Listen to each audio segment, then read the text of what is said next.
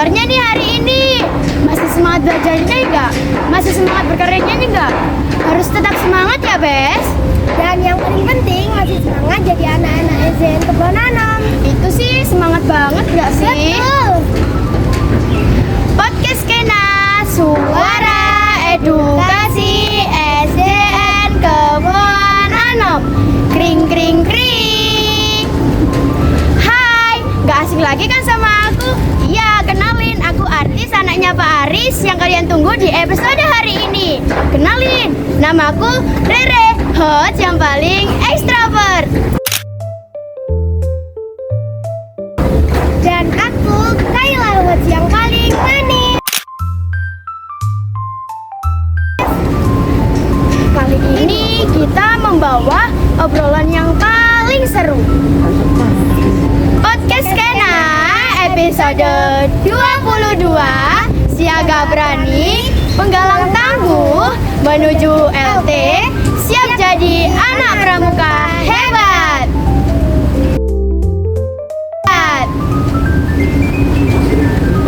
Nah, coba tebak teman-teman. Kali ini kita bakal mengobrolkan apa? Ayo coba tebak.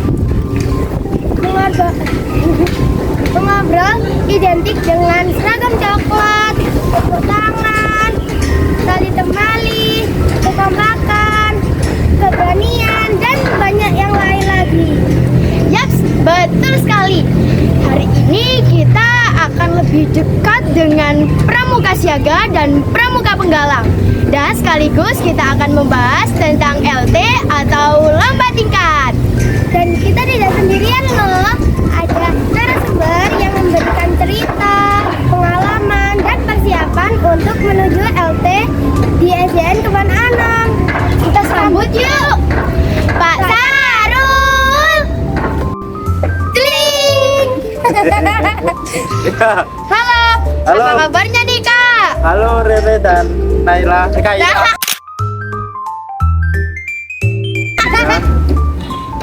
Sebelum itu kita tepuk pramuka dulu. Oke. 2 kali tepuk pramuka. Pramuka, pramuka, pramuka karana. Yes, dos, mantap. Oke. Nah Kak Sarul, kita mulai dari yang paling dasar dulu ya. Ya. Apa sih perbedaan siaga dan perbedaan penggalang? Kalau perbedaan siaga dan penggalang, terutama pasti yang utama itu adalah tentang umur ya. Jadi siaga itu umurnya di bawah 10 tahun. Kalau sudah di atas 10 tahun, kita menyebutnya sebagai penggalang. Kurang lebih seperti ya. itu. Ya. Kalau menurut Kak Syahrul, apa kegiatan yang ditunggu-tunggu sama anak-anak SDN Kebon Anom? Untuk kegiatan, biasanya kalau kegiatan pramuka yang paling ditunggu itu mengenai kegiatan pramuka yang bersampingan dengan permainan. Jadi kegiatan pramuka itu diselingi dengan permainan-permainan yang materinya soal kepramukaan. Lebih-lebih lagi kalau kegiatannya dilakukan di luar ruangan seperti kali ini. Wah, jadi gitu ya. Nah,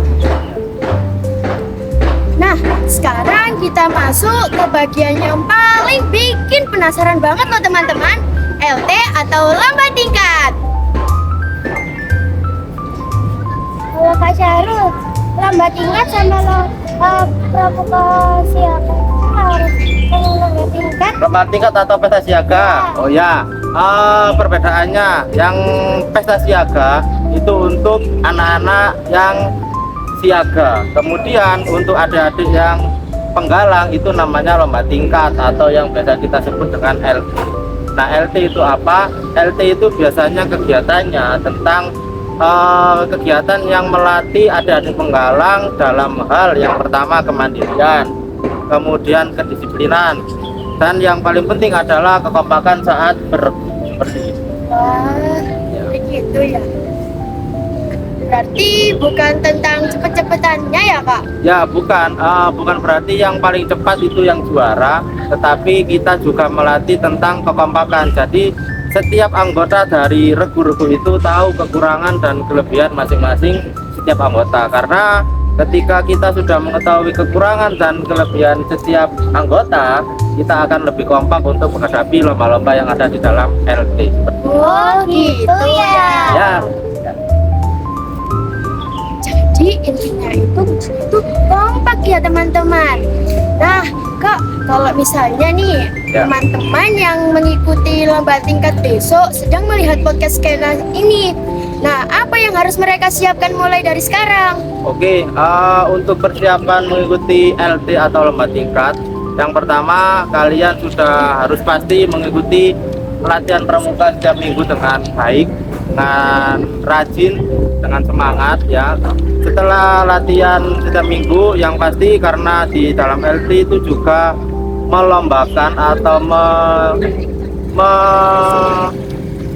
mempartisipasikan pengetahuan tentang kepramukaan.